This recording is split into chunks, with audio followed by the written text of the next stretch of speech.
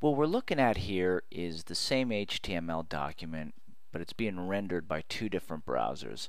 On the left, we have it in Firefox, and on the right, we're looking at it through Chrome.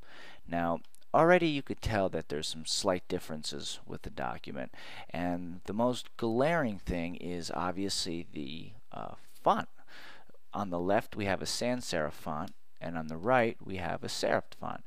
And what that's from is each browser has a set of styling rules that it'll apply to a web page that if the web developer hasn't defined, for example, a font type for their page, the browser has its own built-in selections that it's gonna render. For example, in Firefox, if you go under Preferences and Content, you'll see that by default its font is Arial 16.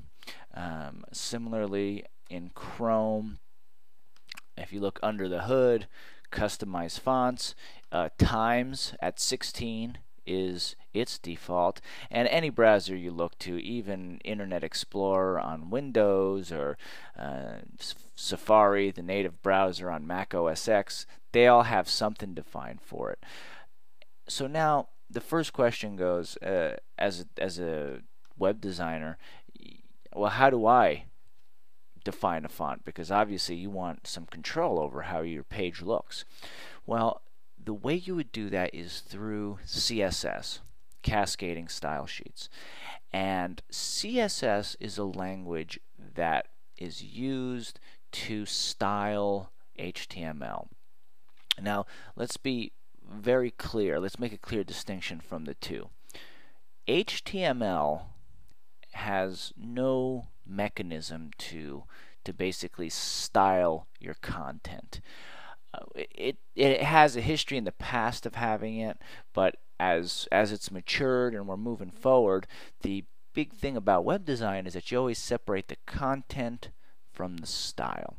So the content, as we have here, is HTML, both the actual stuff we have inside there, and HTML also is semantic in the sense that it defines what that content is. We've defined this to be our header, we've defined this to be our paragraph, but we can't, HTML doesn't have anything to define what color it's going to be or what font size it's going to be or style or anything like that. That is controlled by CSS. Cascading style sheets. Now, cascading style sheets is a language unto itself. When you compare the two, they have completely different syntaxes, and so they are very different, but they live together, meaning you can't create a CSS document and actually have anything in it, because all it is a bunch of rules that say how HTML should look like.